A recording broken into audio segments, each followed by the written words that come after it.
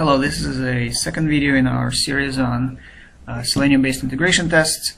We're continuing with the basic program we wrote. Now we're on the home page. We want to do a little bit more of something interactive. Let's start with the see more link here, and note that there are two of them, and we want to click and test how the recent activity see more works, not the replies to me see more. So it is an A tag with the more link class, but unfortunately the other one, this one, is the same, so it has the same class. Again, unless you're developing this feature and you can modify the markup easily, which actually not a bad idea, so stick another unique ID on this A versus this A will make your Selenium tests much simpler. But assume you cannot change the markup at this point for whatever reason. There's still a way to do it. The way to do it would be to use the full, more or less full XPath, which will uniquely identify that element. And it will start with the LI and a unique ID recent more link container. Let me pause the video so I can craft it, and we'll be back. Alright, resume the video. So this is the XPath, which will find that unique recent see more link, and then we're also calling a click method on the WebDriver here to interact with it. Let's run it.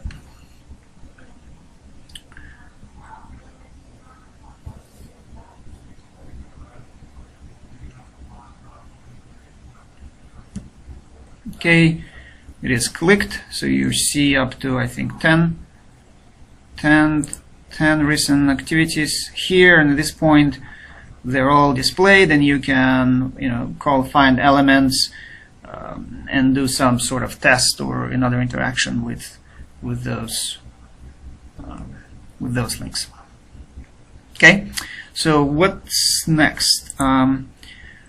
Let's see if changing a WebDriver to Chrome will work here. So it's actually pretty easy to do, and that's the whole idea behind cross-browser testing. So without changing the test itself, I can theoretically just change the driver, run it, and hopefully it will work. Chrome.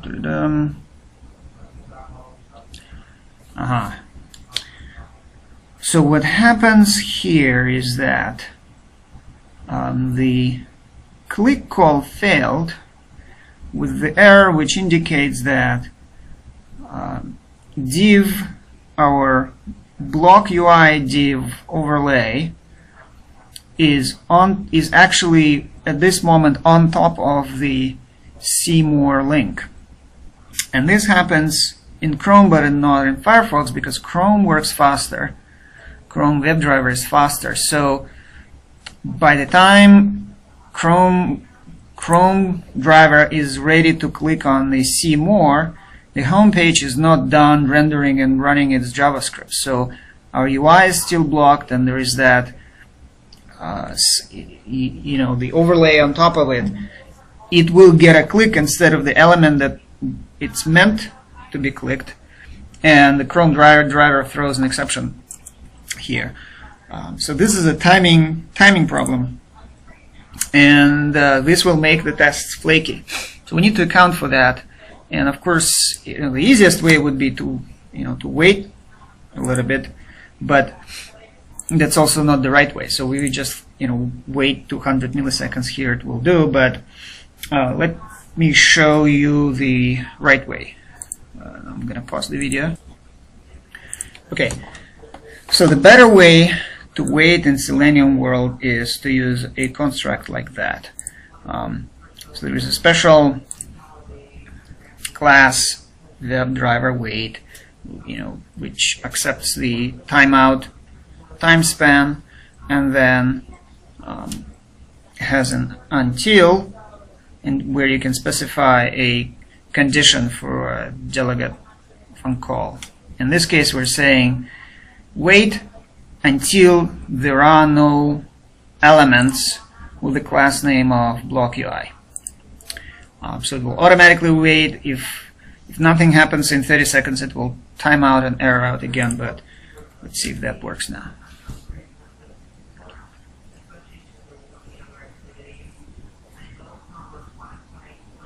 So that works. Of course, it will be a little bit silly and inefficient to write this every time before any interaction and click, so we can write an extension method to the WebDriver, but even more than that, we can write an extension to the click. And let me do that. Let me pause and do that and see how it might look. Okay, we're back. So what we have here is we can extend the WebDriver with something like this. Wait for UI to unblock. So you could call driver wait for UI to unblock, which is a little bit more efficient. Or we can even assume that every time we click on something, we should perform that check in our world, and we can do just that. So this is instead of calling the click directly, we call our own whatever click, and it does both things. So that should work. That's probably the most optimal cross-browser way of doing it. All right? Okay, so what's next? Say we want to do something with the top nav. Maybe we want to find something here and want to click on it and expand it and do some testing. All right, so let's explore the markup. Actually, let me open my own other Chrome instance. Okay, here we have subnav, top nav. So this looks like top nav list item is an interesting element, which is probably what we can click on to get the drop down to expand. Of course, it actually expands on the mouse over, but click will also do. So let me pause, craft the XPath, and see what happens. All right. So it will be sufficient to find all elements, the top nav elements, by just the class name. And what will come back is a collection of those, which we can address as an array. In our case, activities should be element number 2. And that's how we're addressing it. Hopefully it is that, and clicking on it will expand it. So we're going to run it.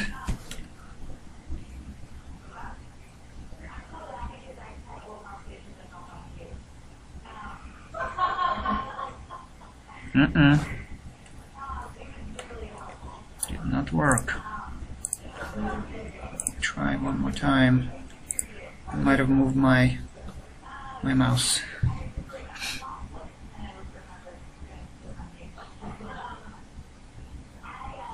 Alright.